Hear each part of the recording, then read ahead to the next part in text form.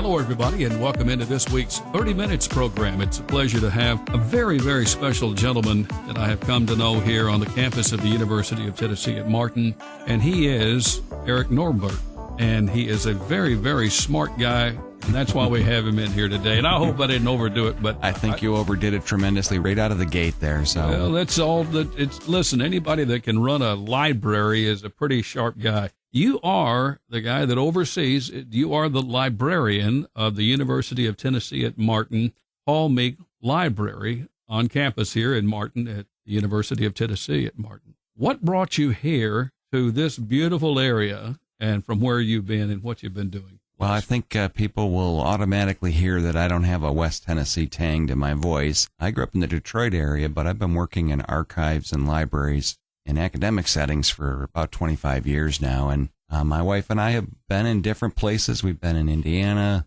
long time in the Upper Peninsula of Michigan, at Michigan Tech. And then we ended up in Pennsylvania last. And when we were back on the market, we both agreed that we needed to get back to a small town.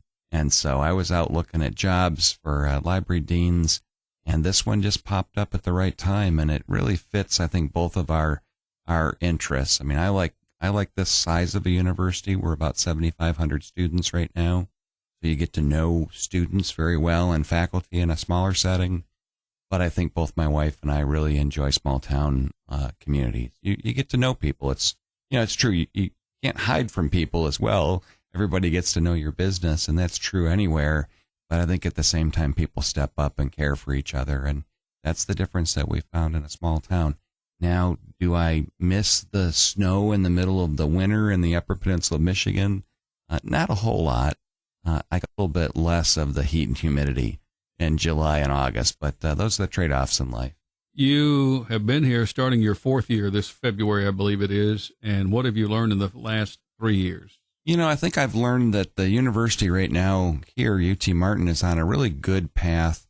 And I know that you'd expect me to say that, but I think we have a good idea of what our mission is, what it is that we're trying to accomplish, and the students that we're trying to attract and support. It's funny, the UT system has this, B1UT kind of motto, but each of the campuses is quite different. And the mission for UT Martin is very much focused on providing access to students here in West Tennessee, certainly, but I think even in the surrounding areas, giving them access to a 4-year degree program. When you look at what we do on campus, you look at what we do at our 5, well now 6 regional centers, it's very much about giving those opportunities very often to students who might not otherwise be able to pursue a college degree. That includes students who are first time in their family. It includes students who may be place-bound because they're caring for children or they're caring for elderly adults. So I think there's a real commitment to finding ways to get any student, regardless of age and background, into the system and try to figure out, okay, how can we support them through to a college degree? You've been here, as we talked about a moment ago, starting your 4th year. What have you learned about the Paul Meek Library and the Meek family? Well, I think we're very fortunate that we continue to have a close relationship with the Meek family, and we're in the 3rd and now 4th generation.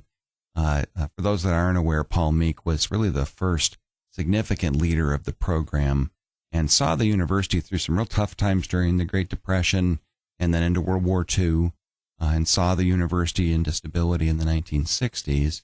And then his daughter, Ann Meek, was very supportive financially of the university, made several different donations, supports a book buying program in her mother's name, supports a literary speaker in her father's name, and now Anne, deceased just within the last couple of years, now her daughter Lisa and her son Kelly are also supporters of the library program. So it's really important for us to have that connection to that namesake. And in fact, my official title is Dean of the Paul Meek Library. I'm not the Dean of Libraries. I'm the Dean of the Paul Meek Library. And I think I take that very seriously because there's again, that connection into history locally.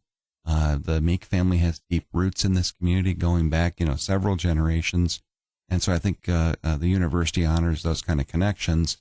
On the actual library front, I think the things that we're seeing now is this continual balance between what we need to have in print and what we make available to students in digital forms. Well, let's get to that for a second. I got about 12 questions, but the one, particularly since you brought it on, what about all of those items that need to be archived? And what about all of those newspapers or, well, it could be from anything. I mean, we've got 8.5 by 11 sheets of paper and probably a billion of them, but you don't have places to put them, and you have to digitize them. And the next thing you know, here it is on a thumb drive, all 8 billion of them. Yeah, and I'm actually an archivist by training, so I came up through historical records and archives, and so it's always been something important to me because it does really record local history, communities, and those sorts of things. So we have several different programs. We are an academic library, so our primary goal is to help students that are primarily undergraduate students through their learning, but we do have a special collections department that does collect records of the university, does collect manuscript materials from the surrounding area. We have probably one of the best genealogy collections as far as print books go. All that material is open to the public, so anybody can come into our building and work with that.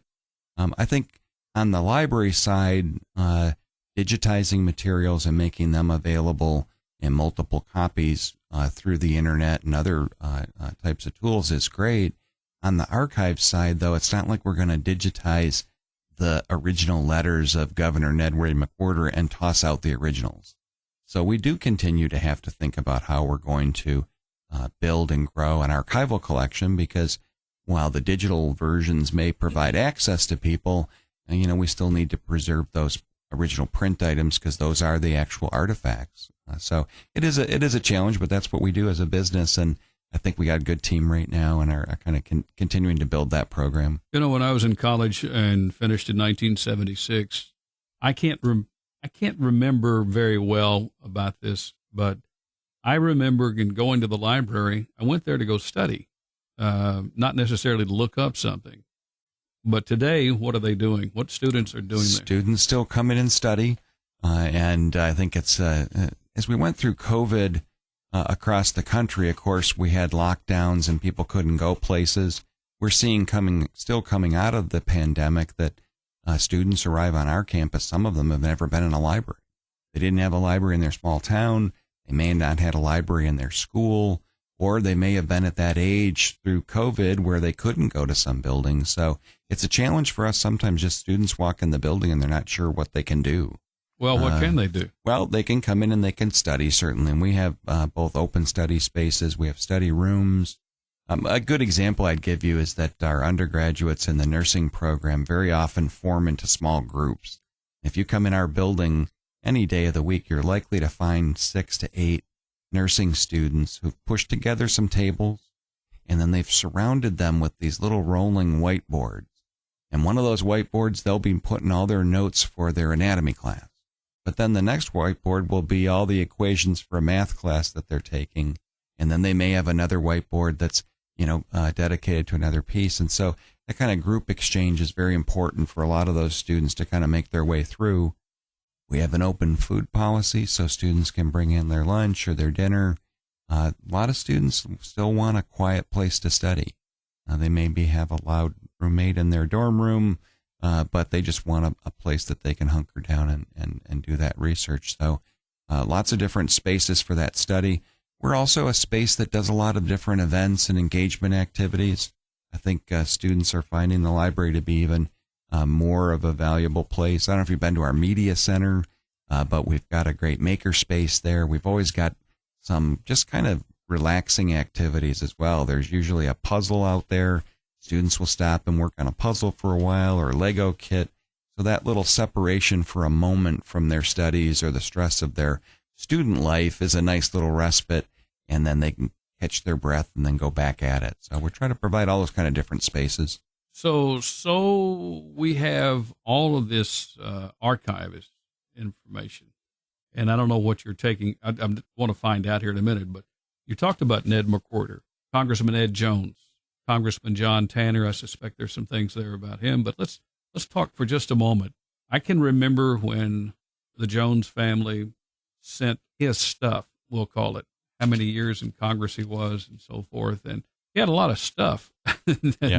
And a lot of it was pretty good stuff because, there are letters from the congressman to the president of the United States during that time. I mean, what would I see if I go to his room? Well, you'd see a number of different things. I mean, as far as the actual archival records go, you're going to find some of those original letters.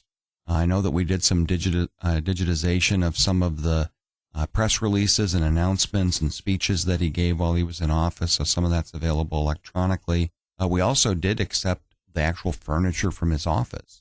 And so you can come into the Special Collections reading room and you can see this replica of his working space. And so we do bring through groups of students and things like that to see how that is. There's also obviously collections that are part of the National Archives in D.C. of committees that he worked on. And so what we find is that serious researchers that are maybe following a particular topic or an issue or piece of legislation, they'll be doing work at the National Archives in D.C. or at one of the regional National Archives sites. And then they'll come in and they want to look at some of the personal papers that those legislators have left behind, so they can get that kind of more personal aspect of what they're doing. So it really depends on the researcher and kind of the topic that they're pursuing as to what we pursue. And I think local legislators' papers has been one of the strong points of what we collect. I think we're always very interested in manuscript material from Northwest Tennessee. So if there are people out there who've collected information or been involved in, anything from natural resources or nonprofit activity, we do also have an interest and work closely with others on genealogy and family history kinds of things. Well, let's talk about Ned McWhorter. What did the governor leave to UT Martin? We got a portion of his personal papers from his time in office. We also got some artifacts from there.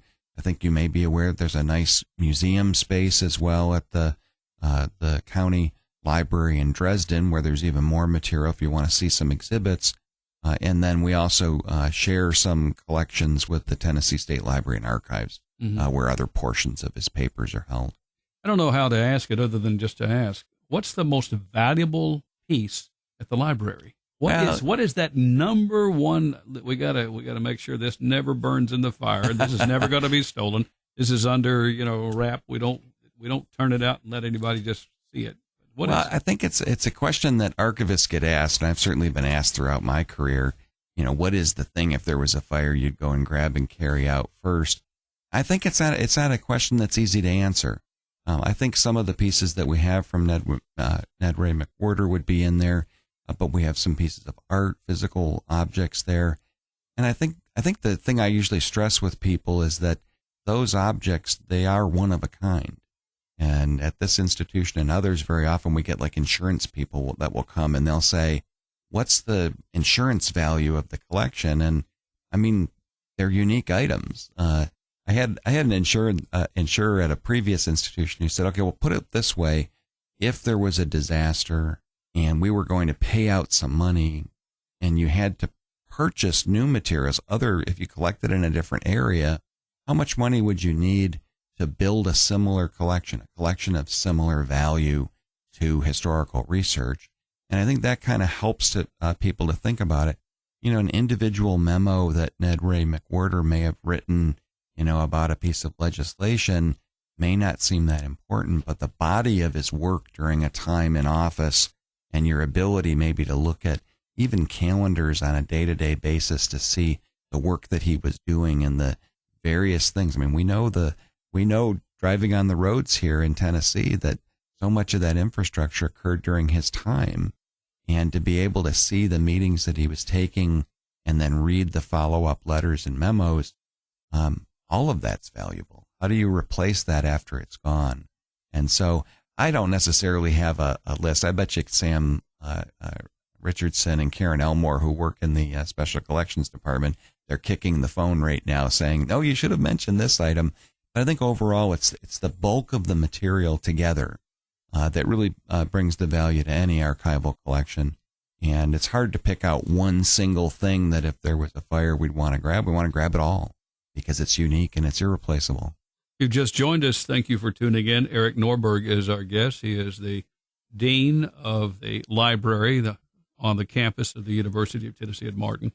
The follow-up to all of this is, how do you get people to come in and to see stuff? I mean, how do you reach out and say, hey, come in and look at our library? Maybe high school students, for example. So we have a variety of things that we do with outreach and engagement. Obviously, again, I always like to stress that we are a university library, so our primary user group is going to be our students and our faculty.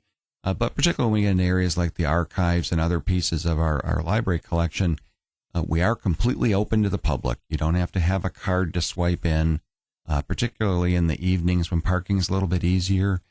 Everybody's welcome. And in fact, anybody that has a Tennessee state ID from anywhere in the state can actually get a borrower's card and can borrow materials from our library. So I always like to stress that because a lot of people think that the university library isn't theirs. But beyond that primary user group, we do see a lot of people who do genealogy, do historical research. And in answer to your specific question, part of that is to do some outreach activities, to get out in the community, to talk about the collections that we've got. We've got a small museum space also in our special collections area, so it can be good to have traveling exhibits that come in. Right now, we've got an exhibit that talks about people during the Second World War in Europe who helped to hide or to get people out of the war zone. And so a real interesting display that's there. I don't know if you're aware, but the university is coming up for its 125th anniversary next year.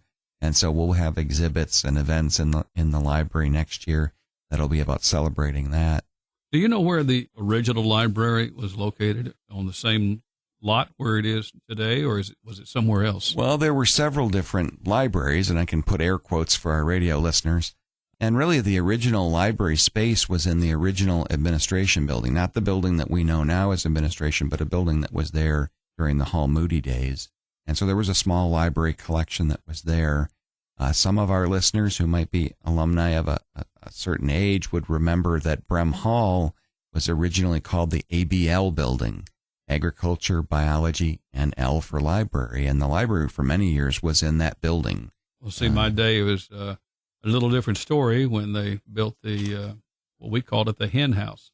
You know what that stood for? I'm going to let you tell your audience. Okay. It was health, education, and nursing. Okay. And so, I mean, and then it got a name changed because someone decided they wanted to give some money to the university and put their name on that building over there. But I go back to the same question is, where was the last, if you know, last librarian before the one that is built today? It was on the same exact spot. Really? And so the first of the buildings that was called the Paul Meek Library was built in the same location. And many people will remember that building. It had small windows, stairways here and there. And a lot of people always remember the card catalog. There was an extensive card catalog, of course. Lord, yes. Yes, I was one of those. And they made a decision in the early 1990s that rather than trying to put an addition on the building or to renovate it as it was, they were going to take it right down. And they did. They took it right down to the concrete pad and some of the structural steel. And many of our listeners will remember that during that time, the library's collections were crammed in spots all over campus, primarily in Clement Hall. And so Clement Hall, which was a dormitory, they had books in each of the little dormitory rooms, and it was quite the effort for library faculty and staff. You'd come in and say, I need this book, and then somebody would go and retrieve it from you because they couldn't have open stacks there. And so by 1996, the building as we know it now was finalized. And it's interesting, when my wife and I came to visit in about this time in 2020 to have a look, I think we were both struck by what a beautiful building it is. Oh, yeah. It has incredible natural light from all sorts of different sides, those beautiful windows that overlook the quad. And I think it's really a building that hasn't aged badly. So often you see libraries that were built, at various stages, and you can pick out exactly when it was built. So the internet changed a lot of things. What infrastructure is there today for those who want to do FaceTime, or maybe it's, I don't know what all they can do. Yeah, I think on the user side, if you're a student at UT Martin, you have access to so much content through our website. And so that, in effect, has meant that not as many students have to physically come to the building. I'm sure you can remember going to the library, pulling a bound a set of journals off the shelf and looking for the issue of Time magazine or whatever, and then maybe if you were lucky making a photocopy of it. Well, so much of that content is now available at the student's desktop on their tablet, and so that does affect how they come into us. Some of the newer technologies that people may not be aware of would be things like distance learning technology, or DL as they like to call it in the shorthand. And that means that we actually have 2 renovated rooms in our building where you can sit in our classroom and you can connect to 3, 4, 5 other distance learning classrooms, usually at our regional centers, and actually have a fully interactive classroom experience or training experience. Since you have a tremendous experience in libraries, what about the Martin Public Library? Where would you rate that? Or how does it connect with the University of Tennessee at Martin? Yeah, well, when I mentioned coming here 4 years ago on that little look-see visit with my wife, I got to tell you, seeing that library building in the middle of Martin was also another significant piece in our decision here. And I know that there's a lot of conversation and maybe some controversy about the construction of that building, but it really says something to visitors that this is a community that sees the library as a centerpiece of what it does. And I love the fact that there's an event center built into it. We've got that huge stage for the soybean festival and other activities. And I think it's a real reflection. If I had to add a third, it probably would be the rec center here in Martin. Those are all things that say to a visitor and to somebody who's thinking about moving here that this is a community that's thinking about how it creates cultural opportunities and access. We have a very good working relationship with the Martin Public Library. Katie Parr and I see each other with some regularity. We helped out last year when they hosted that Smithsonian traveling exhibit. We do a lot of collaborative events. We always try to tell students, you can be a member of both libraries. You don't have to, it's not an exclusive relationship. And in fact, many of our students like to go downtown and get away from campus. And in fact, any student with a Skyhawk card can get a borrower's card from the Martin Public Library. So we're very interactive that way. It's nice because then we can complement our collections. We have a children's book collection because we train teachers at our university and they want to have access to those materials as teacher candidates. They have a wonderful children's collection because they do support a very active set of families who are using that material. And I think those connections sometimes with archives and history are another spot where we have a good relationship. You have a relationship with a lot of librarians, and you have people that have been librarians here on this campus for a number of years. But what it really speaks volume to me is that you have people that have been with you for a while and been with the library for a while. You just mentioned 2 people's names a moment ago. Karen Elmore, for example. I don't know when I didn't know that she was there working at. But those are people that are very, very knowledgeable, extremely knowledgeable. Yeah.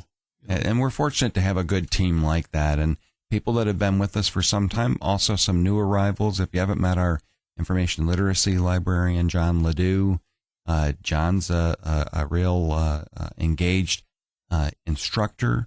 And so I think he has a good way with our students. I think people understand, because we use the internet so regularly, it's a very complex world. And so that ability to be able to navigate an ever complex set of information sources is hard. I read a report just recently that medical information doubles every 78 days. Doubles. The amount of material you can find on medical topics in the whole internet doubles every 78 days.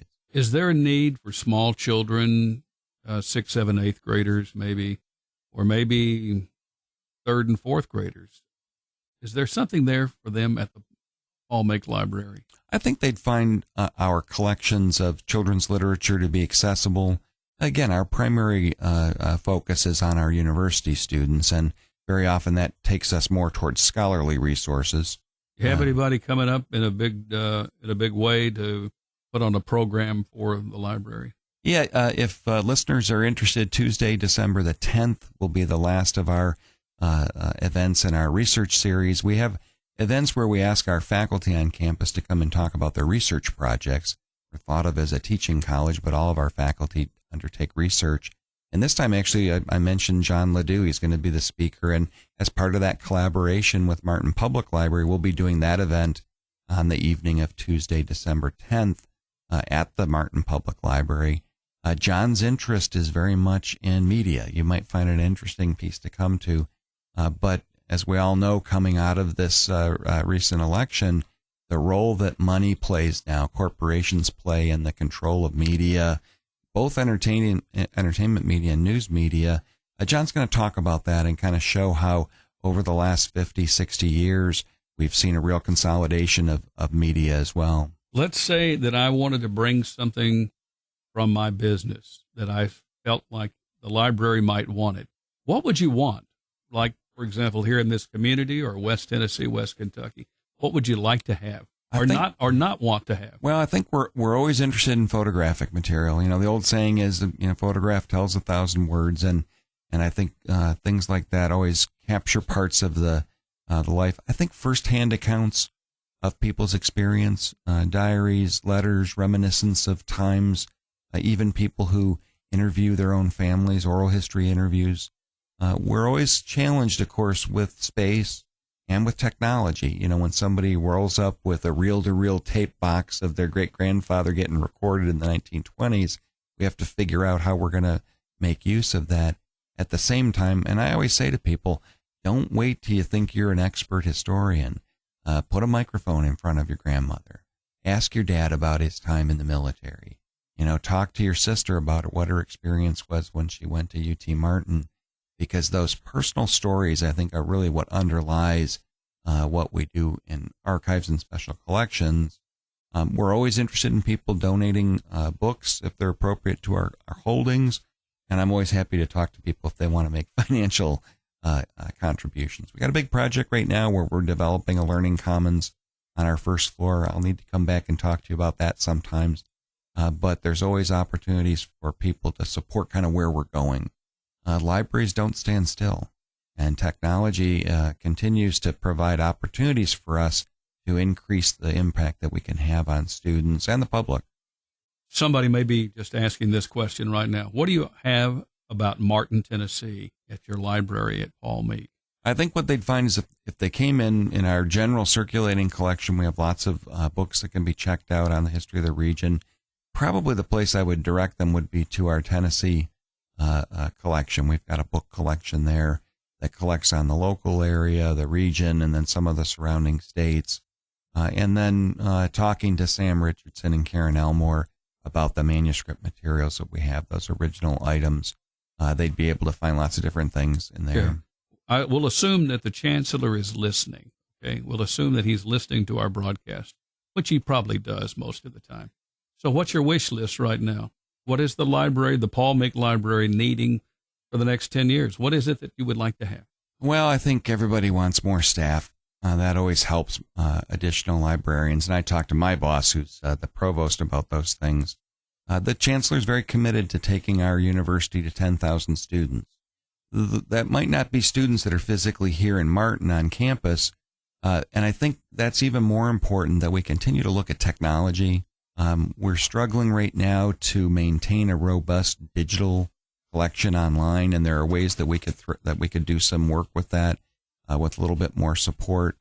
I think also you as a local person would probably like to see more photos of campus, more maybe video of some events on our campus, and all of that is there, just hard to get to through the internet because we don't have those systems yet.